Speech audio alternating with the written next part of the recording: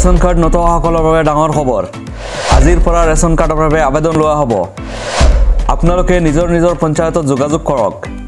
ration card পাবলৈ হলে আপুনি ৰেচন কাৰ্ড পোৱাৰ যোগ্য হ'ব লাগিব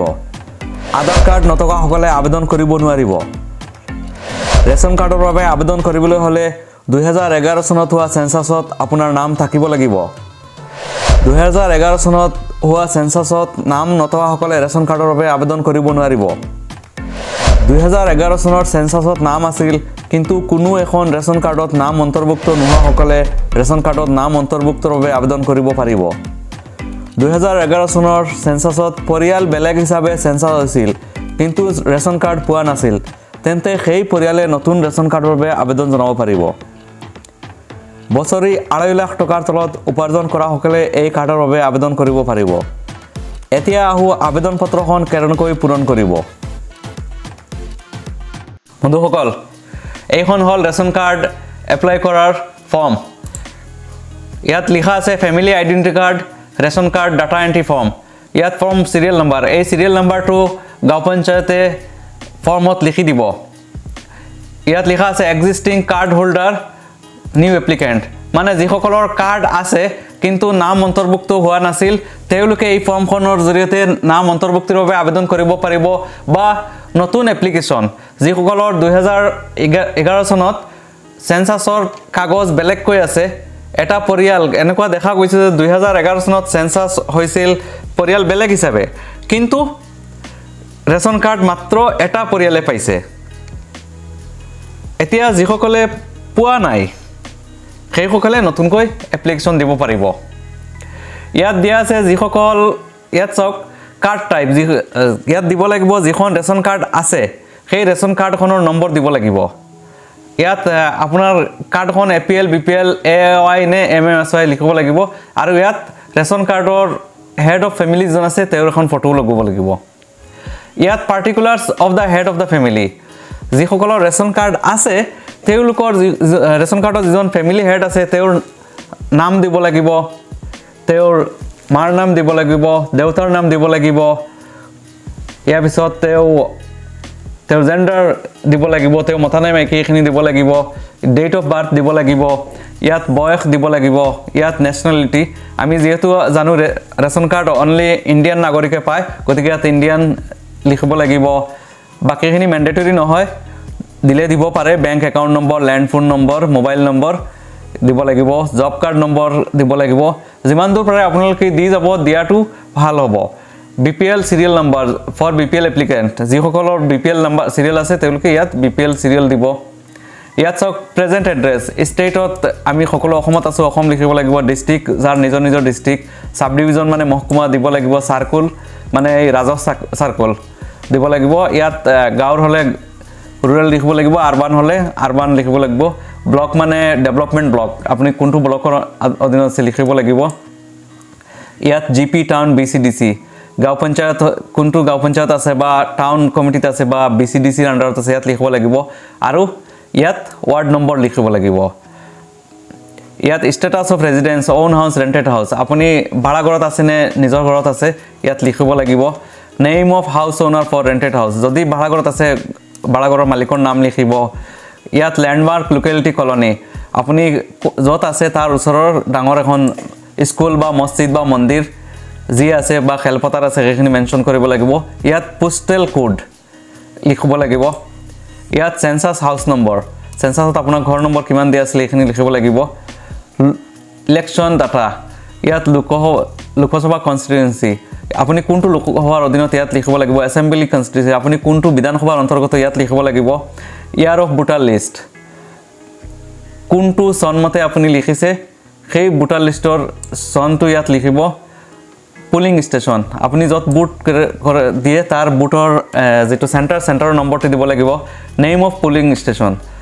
ষ্টেচন যেটো সেন্টাৰ সেই সেন্টাৰৰ নাম লিখিব লাগিব সিৰিয়াল নং আন্ডাৰ পুলিং স্টেশন আপনাৰ বুটৰ যেটো সিৰিয়াল নাম্বাৰ পুলিং স্টেশনত পৰিছে সেই সিৰিয়াল নাম্বাৰটো ইয়াত দিব লাগিব ইয়াত বুটৰ লিষ্ট মতে ঘৰ নম্বৰ দিব লাগিব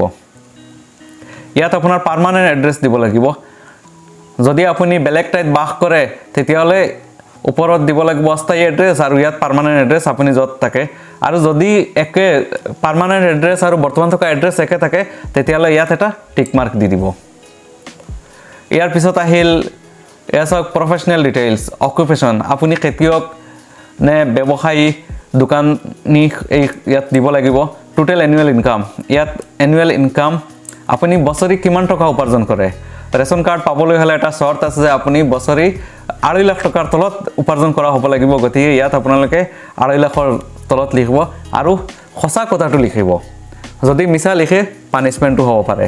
LPG কানেকশ্যন ডিটেইলছ আপোনালোকে যে ৰন্ধন গেছ ব্যৱহাৰ কৰে সেই ইয়াত কানেকশ্যনৰ যদি আছে তেতিয়াহ'লে এভেইলেবল লিখিব নহ'লে নট এভেইলেবল ইয়াত আছে এভেইলেবল নট এভেইলেবল যদি আছে এভেইলেবল আছে তেনেহ'লে গেছ কোম্পানী নেম কোনটো কোম্পানীৰ গেছ ইউজ কৰিছে এজেন্সিৰ নাম কি দিব কনজিউমাৰ নাম্বাৰ যেটো আছে দিব for existing family identity card যিসকলৰ ৰেচন কাৰ্ড আছে তেওঁলোকে কোনটো ডিলাৰৰ পৰা ৰেচনৰ মাল খাই আছে ইয়াত দিব লাগিব যিসকলৰ ৰেচন কাৰ্ড আছে তেওঁলোকে কোনটো ৰেচন সামগ্ৰীৰ পৰা সামগ্ৰী কিনি আছে ইয়াত দিব কাৰ নামত ৰেচন কাৰ্ডখন আছে ইয়াত লিখিব ইয়াত লিখিব ৰেচন কাৰ্ড কোনে দিছিল FCA CA এইখিনি দিব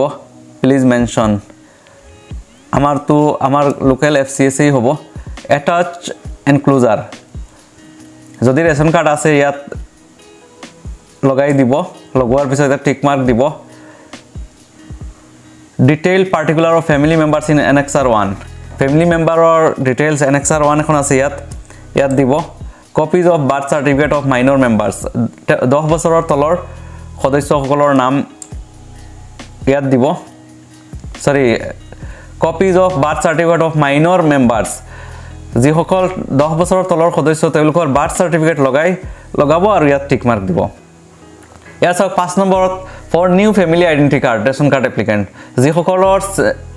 ৰেচন কাৰ্ড মোটেও নাই যিটো পৰিয়ালৰ তেওঁলোকৰ কাৰণে এইখিনি ইয়াত ষ্টেট নেম দিব ইয়াত ডিস্ট্ৰিক্ট নেম দিব ইয়াত মহকুমাৰ নাম দিব ইয়াত সাৰ্কুল দিব ইয়াত আপুনি ৰুৰেল নে আৰবান লিখিব ব্লক নেম দিব ইয়াত GP টাউন বা BCD দিব ইয়াত ৱাৰ্ড নম্বৰ দিব ইয়াত আপুনি কেই বছৰৰ পৰা বাস কৰি আছে ইয়াত দিব ইয়াৰ পিছত আপুনি এইখন ফৰ্মৰ লগত কি লগাব লাগিব Annexure 1 যত ফেমিলি মেম্বাৰৰ ডিটেইলছ থাকিব ইয়াত বাৰ্থ চাৰ্টিফিকেট 10 বছৰৰ তলৰ সকলৰ বাৰ্থ চাৰ্টিফিকেট লগাব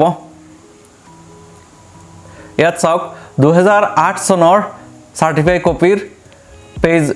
লগাই দিব লাগিব copy of tax pay land revenue pay মাটিৰ খাজনাৰ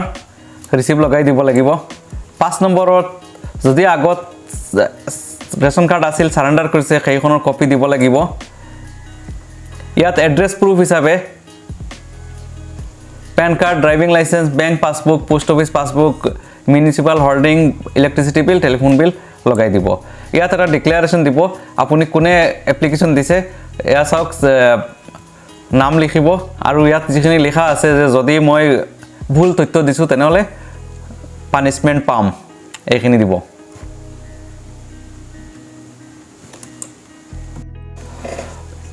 এয়া ওপেন কৰিছো Annexure I যিখন যত আপোনালোকে পৰিয়ালৰ মেম্বাৰসকলৰ নাম দিব লাগিব এয়া চাওক যিসকলৰ কাৰ্ড আছিল এক্সিষ্টিং কাৰ্ড তেওঁলোকে ইয়াত কাৰ্ডৰ টাইপ লিখিব লাগিব APL BPL নে AOI ইয়াত দিব লাগিব কাৰ্ড নম্বৰ যিসকলৰ ৰেচন কাৰ্ড আছিল তেওঁলোকৰ নম্বৰ দিব লাগিব আৰু যদি আপুনি নতুন এপ্লিকেন্ট হয় আগৰ কোৱাৰ নিচিনা যদি নতুন হয় তেতিয়ালে ইয়াত মাত্ৰ টিক মাৰ্ক দি দিব নতুন এপ্লিকেন্ট মানে যিসকলে আগত যিটো পৰিয়ালৰ কাৰ্ড নাছিল তেওঁলোকৰ আৰু কাৰ্ড থকা সকলে ইয়াত কাৰ্ডৰ ডিটেইলছ দিব লাগিব ইয়াত ফৰ্ম সিৰিয়েল নাম্বাৰ এইটো এই ওপৰৰ যেটো সিৰিয়েল নাম্বাৰ ইয়াত পঞ্চায়তৰ যেটো সিৰিয়েল নাম্বাৰ দিব সেই একে সিৰিয়েল নাম্বাৰ ইয়াতো থাকিব এতিয়া ইয়াত চাওক মেম্বাৰৰ family details including head of family ইয়াত আপোনালোকে গুটেইখিনি তথ্য সিৰিয়েল নাম্বাৰটো দিয়া আছে ফটো দিব লাগিব এইটো কোঠাত ইয়াত ফ্যামিলি মেম্বাৰৰ নাম দিব লাগিব প্ৰথমে হেডৰ নাম দিব ইয়াত তেওঁৰ জেন্ডাৰ দিব লাগিব মেল নে ফিমেল লিখিব লাগিব ডেট অফ বাৰ্থ লিখিব লাগিব বয়স কিমান লিখিব লাগিব ভোটাৰ সিৰিয়েল নাম্বাৰ যিসকলৰ ভোটাৰ নাম আছে ভোটাৰ সিৰিয়েল নাম্বাৰ দিব লাগিব ফাদাৰ্ছ নেম মাদাৰ নেম আৰু ইয়াত পতি বা পত্নীৰ নাম দিব লাগিব আৰু ৰিলেশ্যনশ্বিপ উইথ এপ্লিকেণ্ট যদি হেড ইয়াত যদি পৰিয়ালৰ হেডৰ নাম দিয়া তেতিয়াহ'লে ইয়াত সেল্ফ দিব লাগিব নহ'লে তেওঁ পৰিয়ালৰ হেডৰ লগত তেওঁৰ সম্পৰ্ককে সেইটো লিখিব লাগিব ইয়াত নেশ্যনেলিটি টু ইণ্ডিয়ান আমি সকলো ইণ্ডিয়ান দিব লাগিব opting to in lift commodity ইয়াত য়েছ ন দিব লাগিব এনেকৈ এখন ফৰ্ম ফিল আপ কৰাৰ পিছত ইয়াত তাৰিখ লিখিব ইয়াত head of the family sign কৰিব লাগিব ইয়াৰ পিছত এখন জমা দিয়াৰ পিছত আপোনাক একনলেজমেন্ট এয়া চাওক এই একনলেজমেন্ট এইখন পঞ্চায়তৰ পৰা আপোনাক দিব এই আগতে যিখন পাইছিল তাৰ বিনিময়ত এইখন দিব ইয়াত গোটেইখিনি লিখি তেওঁলোকে আপোনাক দিব এয়া চাওক seal and signature of recipient authority ইয়াত যিজনে ৰিচিভ কৰিব তেওঁ সাইন কৰিব আৰু দিব বন্ধুসকল